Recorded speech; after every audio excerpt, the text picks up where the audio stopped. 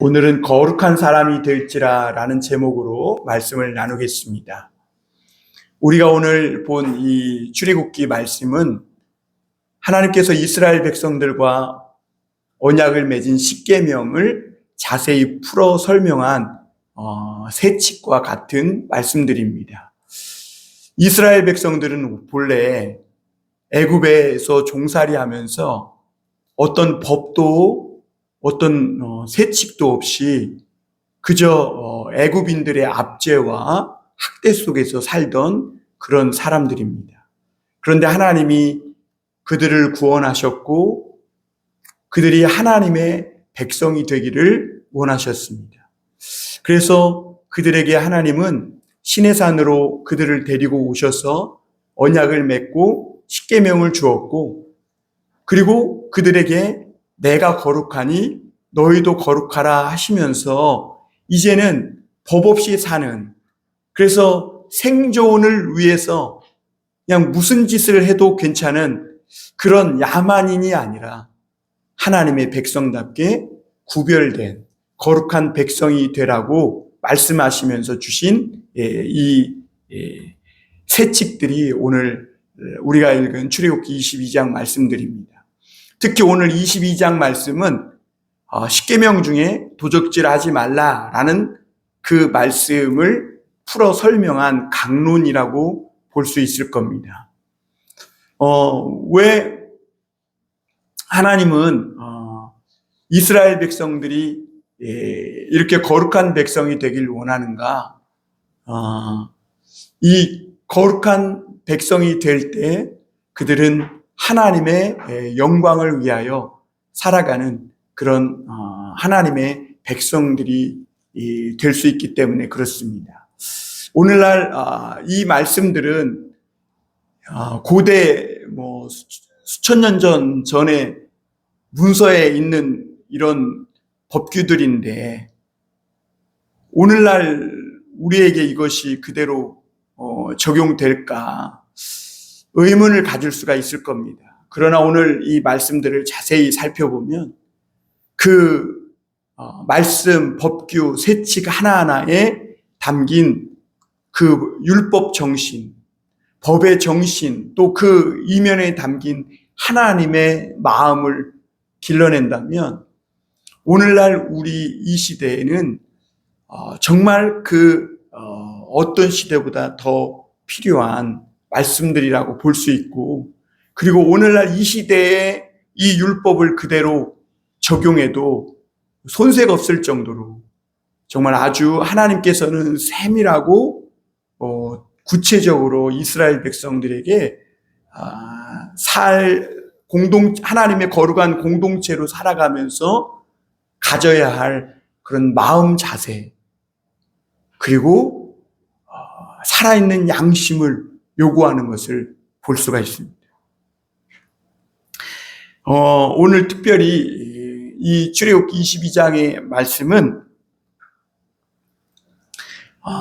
이 배상에 관한 그런 법인데요. 사실 이 파편적으로 흩어져 있는 이 다양한 법규들을 한마디로 예수님이 요약해 주셨죠. 하나님을 사랑하고 내 이웃을 내 몸과 같이 사랑하라. 사실 이 모든 말씀이 그 안에 담겨 있는 것입니다. 우리가 이 하나님 사랑, 이웃 사랑이라는 것을 알면 이런 구체적인 상황 속에서 율법을 어떻게 일일이 적용하지 않는다고 해도, 모른다고 해도 우리가 거룩한 하나님의 백성으로 살아간다면 그 자세한 법 하나하나가 내가 다 모른다 할지라도 그것을 우리 삶 속에 지키며 살아갈 수 있게 되는 겁니다. 많은 사람들이 오늘날 교회를 다니면서 거룩을 교회 안에서 찾으려고 합니다. 어떤 종교의식을 통해 기도나 예배 시간에 예배 드리는 그런 모습들을 통해 거룩을 찾고, 예배 드리고 나가서는 삶 속에서는 욕심 부리고 다른 사람의 것을 탐내고 그리고 하나님의 백성으로서 그 거룩함이 없이 살아감으로 세상 사람들에게 이 지탄받는 모습들을 보게 됩니다. 그러므로 여러분 오늘 우리가 이 말씀을 보기 전에 마음에 정말 새겨야 할 것은 하나님 사랑, 이웃 사랑이라는 그 마음을 가지고 이 말씀을 보면 왜 하나님이 이렇게 말씀하셨는지 우리가 잘 그 뜻을 이해하고 헤아리게 될 수 있을 줄 믿습니다. 예수님이 여리고에 오셨을 때 거기에 삭개오라는 한 세리장이가 있었습니다. 그 세리장이는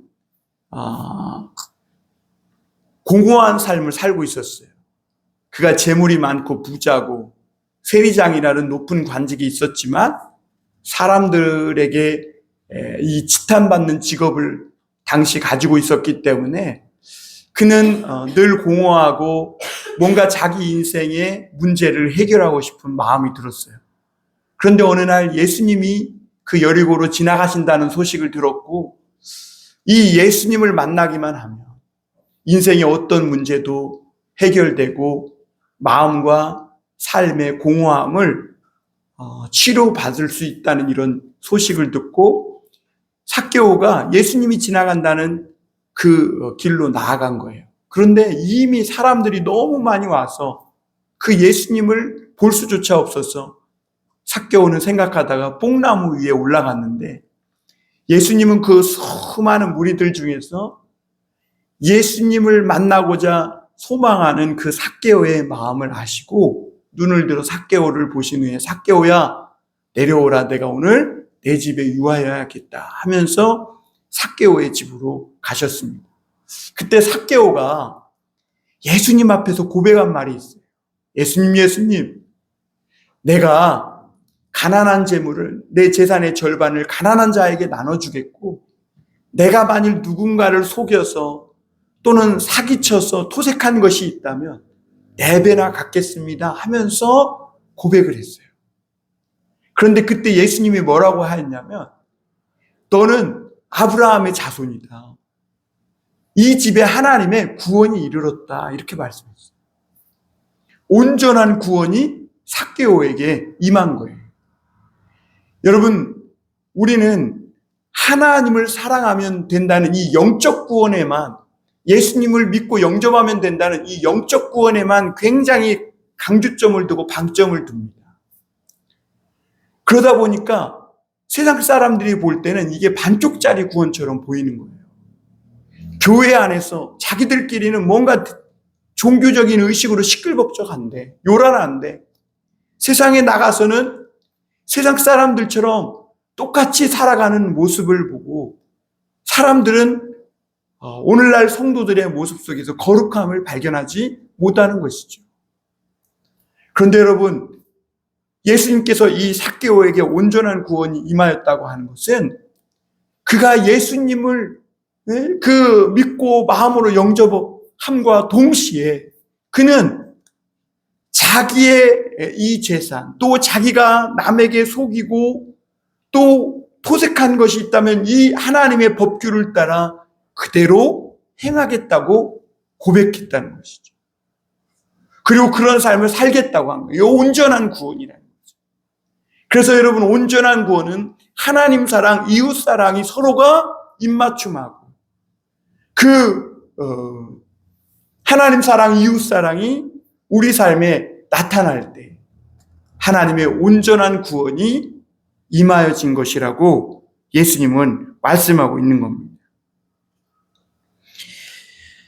예수님이 이 땅에 오신 것은 단지 우리의 영적 구원만을 위해 오신 게 아니에요.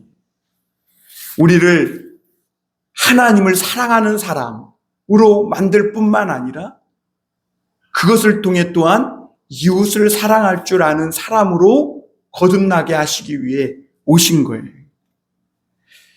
그래서 10계명의 이제 5번째 계명부터는 사람과 사람 사이에 있는 계명이거든요. 내 부모를 공경하라 시작함으로부터 시작해서 도적질하지 말라, 살인하지 말라, 도적질하지 말라, 남의 아내나 소유물을 탐내지 말라 등등. 그런데 여러분, 이런 계명들은요, 하지 말라는 것을 넘어서서 내가 살인 안 하면 됐지 뭐. 내가 남의 거 도둑질 안 했으면 됐지 뭐.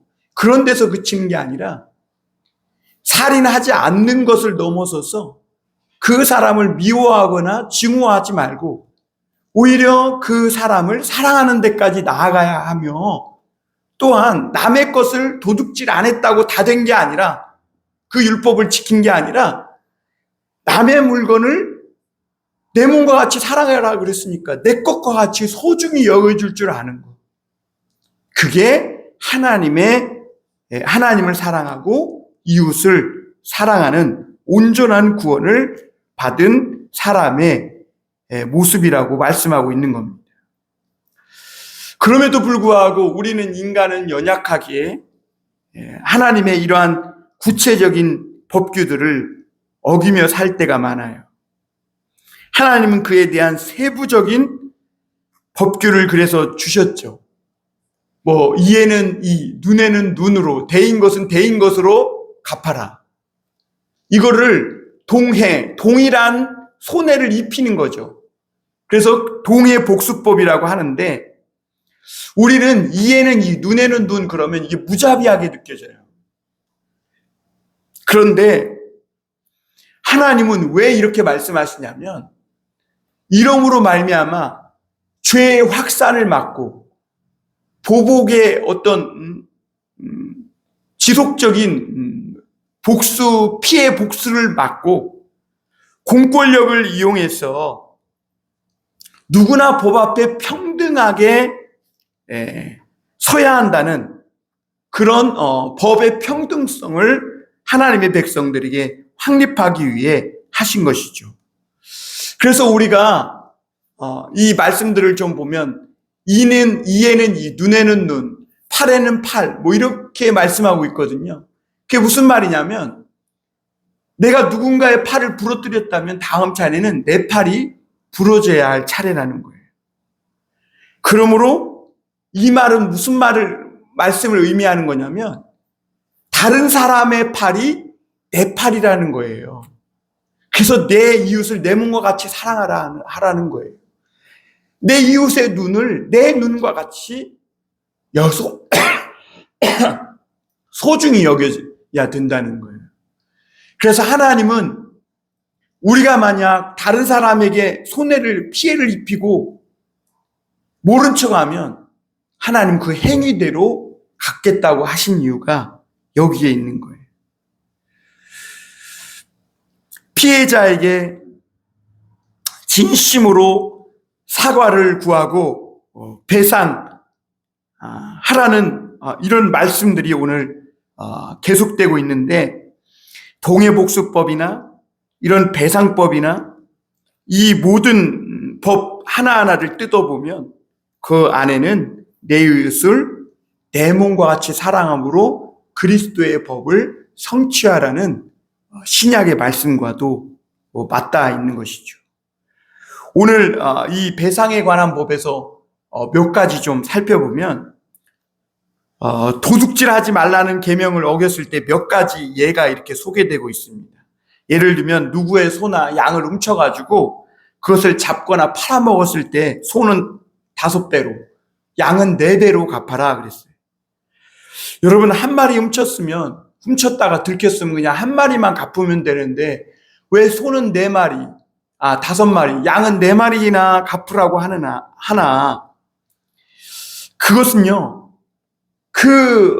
소나 양을 도둑질 당함으로 말미암은 그 마음의 상처, 입은 상처들, 또 그로 인해 파생되는 어떤 삶의 피해들까지 복수하고 이 배상하라고 이렇게 말씀하고 있는 거예요.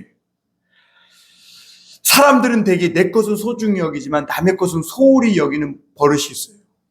그래서 우리가 화장실을 가봐도 우리 집의 화장지는 이렇게 아껴서 쓰면서도 공동 화장실에 있는 휴지는 팍 감아가지고 그냥 코 한번 풀고 던져버리는 거예요.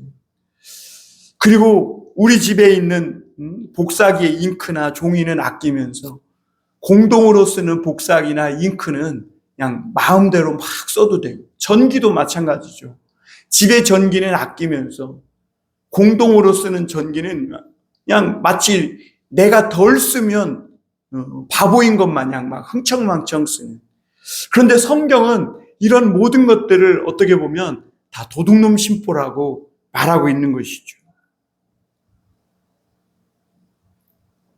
내 것이 소중한 만큼 이웃의 것을 소중히 여길 줄 아는 사람으로 변화되는 것. 그게 하나님의 꿈이고 하나님이 우리를 구원하신 목적이라는 거예요. 그럼에도 불구하고 하나님은 또 우리가 살면서 복잡한 상황이 있으니까 정상 참작해야 되는 경우도 있다고 말씀하세요. 오늘 4절인데 4절에서 이렇게 말씀하고 있습니다. 도둑질한 것이 살아 그 손에 있으면 소나 낙이나 양을 막론하고 갑절을 배상할지니라 그랬어요. 여러분, 도둑이 훔쳤어요. 그런데 그 훔친 것이 들켜가지고 붙잡혔는데 그 훔친 물건이 아직 살아있고 그대로 있으면 4배나 5배가 아니라 그냥 갑절 2배로 갚아라, 이렇게 말씀하고 있어요. 왜 그러냐면 하나님은 정상 참작을 해주신 거예요. 어떤 사람이 도둑질했는데 도둑질했으면 빨리 그 증거를 없애기 위해서 팔아버리거나 잡아먹거나 해야 되잖아요. 그런데 빨리 처분하지 못하고 있는 거예요. 왜냐하면 양심적으로 갈등하고 있는 거예요. 삶에 힘들어서 순간적인 충동으로 도둑질하긴 했는데 하나님의 말씀 앞에서 양심의 거리낌을 갖고 있는 것이죠. 또 이런 경우는 대개 어느 경우냐? 생계형 도둑일 경우, 이런 경우가 많아요. 도둑질은 분명히 하나님의 법을 어기고 나쁜 거예요. 그러나 하나님은 그 사람의 처지를 살펴보고 또 그 사람의 양심이 아직 조금이라도 살아있다면 그 마음의 양심을 정상 참작해 주어서 그 배상의 그 무게를 낮춰주신 것이죠. 그리고 세 번째로 우리가 부주의로 인한 피해를 입힌 경우에도 배상을 하라고 말씀하고 있어요. 5절에서 6절에 이런 이야기가 나오는데요. 예를 들면 우리가 고의는 아니지만 남의 소유를 망쳤거나 주인이 단속하지 아니함으로 인해서 남의 밭을 엉망진창으로 만들고 낯가려하지 못하고 아직 추수하지 못한 것에 피해를 입혔을 경우에, 그런 경우에도 하나님은 배상하라고 하시는데 뭐라고 배상하라고 하시냐면 자신의 가장 좋은 것으로 배상하라고 합니다. 우리 5절 6절 한번 읽어볼까요? 사람이 밭에서나 포도원에서 짐승을 먹이다가 자기의 짐승을 놓아 남의 밭에서 먹게 하면 자기 밭에 가장 좋은 것과 자기 포도원에 가장 좋은 것으로 배상할지니라. 불이 나서 가시나무에 땡겨 낯가리나 거두지 못한 곡식이나 밭을 태우면 불러온 자가 반드시 배상할지니라. 여러분, 우리가 짐승을 먹이다가 잘못해가지고 짐승이 풀려가지고 남의 밭에 가서 남의 밭의 곡식을 다 먹어버렸어요. 물론 고의는 아니죠. 그러면서 에이, 고의도 아닌데 뭘 그걸 갖고 그러냐고 하면서 억지로 마지못해 배상하고 그러면 안 된다는 거예요. 그러면 여러분, 이웃의 입장은 어떻게 하겠어요? 그 피해를 보고 손해를 본 사람의 마음은 어떻겠어요? 그래서 하나님은 그렇게 했으면 그것을 배상할 때 어떻게 하냐면 내 밭에서, 포도원에서 가장 좋은 것으로 배상하라. 에이, 저 사람 곡식 잘 농사 안 됐는데 왜 내 좋은 것으로 해야 되냐? 하나님은 잘 여기서 생각해야 돼요. 단지 피해를 입혔으니까 그 피해를 받은 거에 배상만 하면 끝이지, 이런 마음 가지면 안 된다는 거예요. 내 실수와 부주의로 인해 저 사람이 피해를 입었을 때 그 마음을 생각하라는 거예요.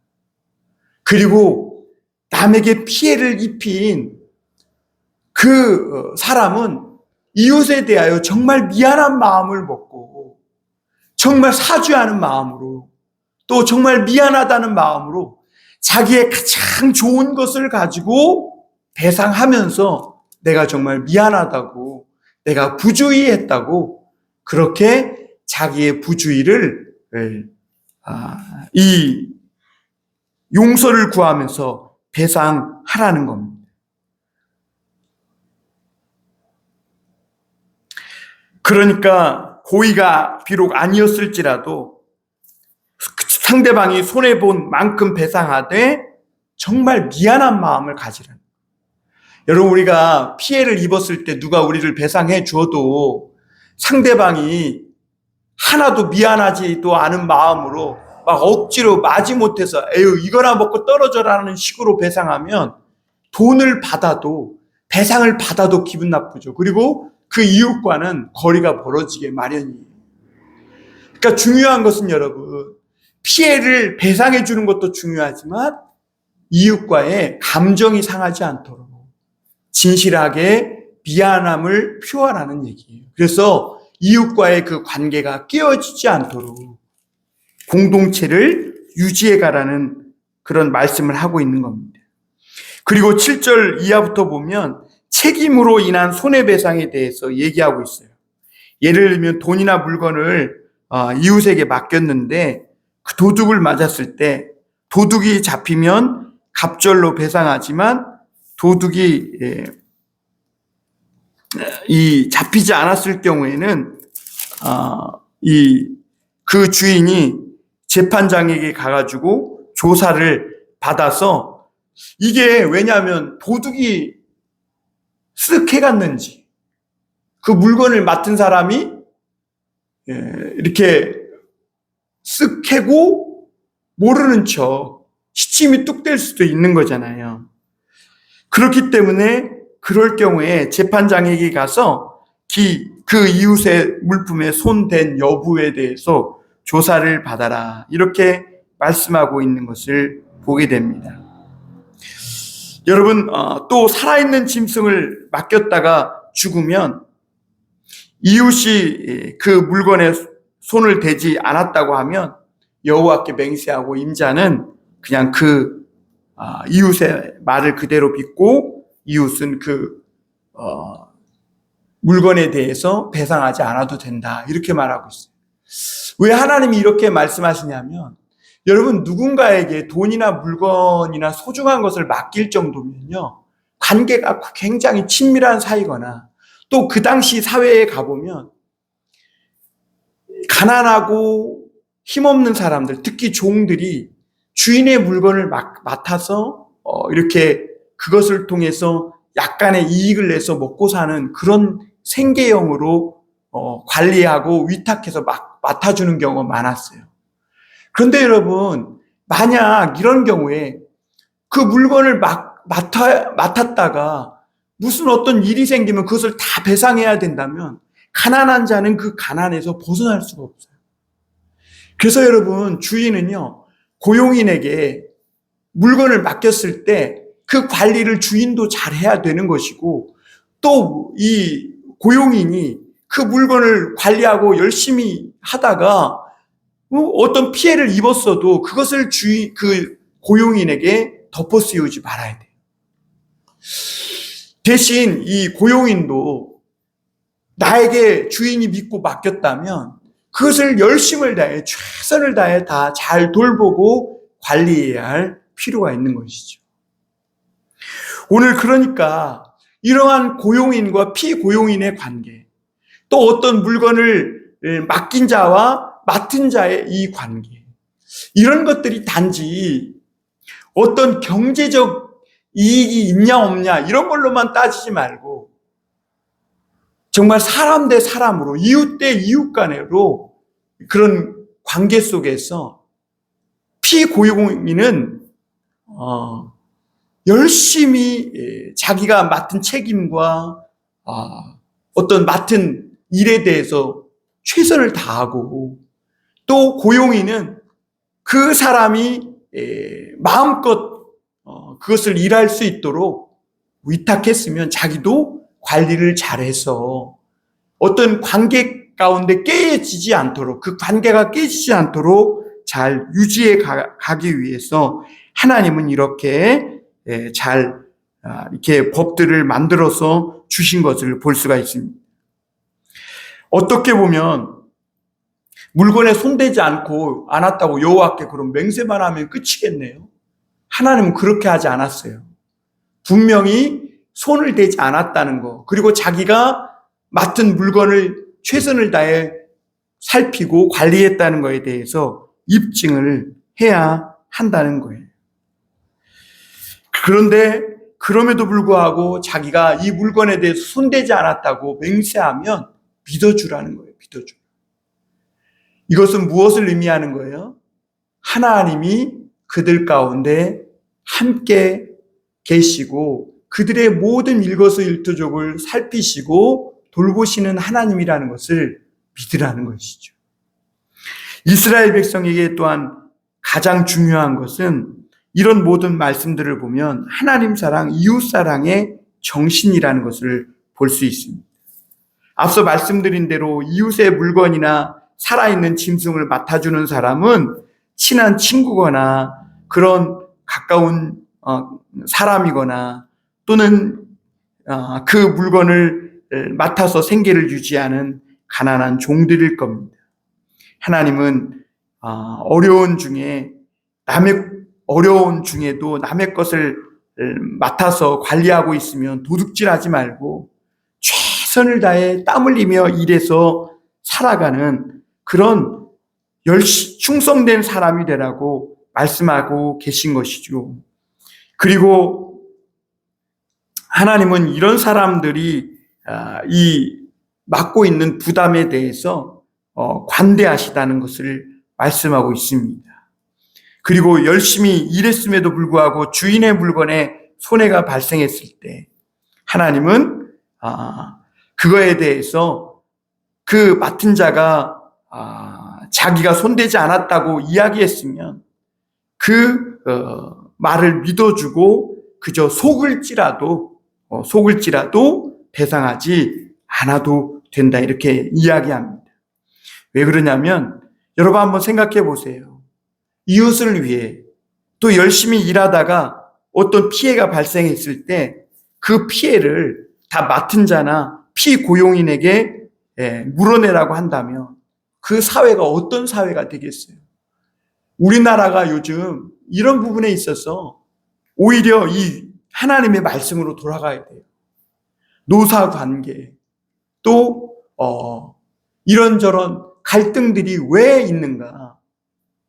바로 이런 하나님의 이웃사랑의 법을 멀리하고 경제적 이익 손해 관계만, 이해관계에만 매몰되어 있기 때문에 그래요. 여러분, 배상에 관해 하나님이 오늘 그럼에도 불구하고 무겁게 징벌적 배상으로 말씀하시는 걸 볼 수 있습니다. 원래 배상이라는 게 경중을 따지기가 어려운 건데 소 한 마리에 5마리, 양 한 마리에 4마리 이렇게 어떻게 보면 징벌적인 어떤 벌로 배상하라고 이렇게 말씀하고 있는 이유가 뭐냐면 너희 중에는 도둑질할 생각을 말라는 거예요. 그리고 도둑질하다 들켰으면 배상할 것이 없어도 종이 돼서 노예 생활을 하면서라도 갚으라는 거예요. 여러분, 하나님의 거룩한 백성이 된다는 것은 그저 주여 주여 하나님 찾는다고만 되는 게 아니에요. 우리의 실생활에서 나도 모르게 찾아오는 이런 유혹들, 그리고 우리가 실수하고 또 넘어졌을 때는 그런 책임과 그런 실수한 거에 대해서 자기가 다 책임을 지겠다는 이런 책임의식을 갖고 살아가는 그런 진실한 삶의 모습이 필요한 거예요. 그럼에도 하나님은 도둑질은 나쁘지만 도둑이라 해도 그 생명은 소중하게 여기시는 것을 볼 수가 있습니다. 하나님은 일하는 자에게 결코 망을 씌우는 분이 아니세요. 그러므로 오늘 우리에게 하나님은 이런 아주 도덕질이나 도덕에 관해 아주 윤리적으로 파렴치한 일을 범하는 이런 사람들에 대해서 아주 무거운 징벌적 배상에 관한 또 도덕에 관한 법을 말씀하시는 것은 인간의 마음속에 숨어있는 이 탐심, 범죄에 대한 심리들을 억제하고 그런 죄를 저지르지 않도록 막기 위함이라는 것을 보게 됩니다.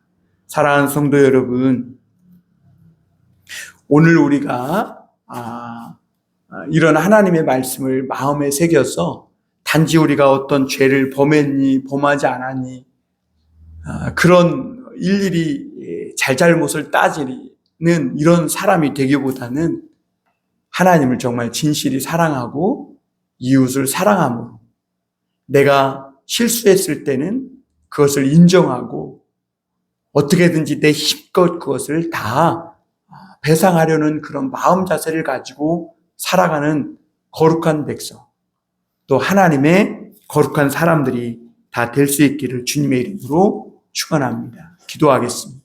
사랑의 하나님,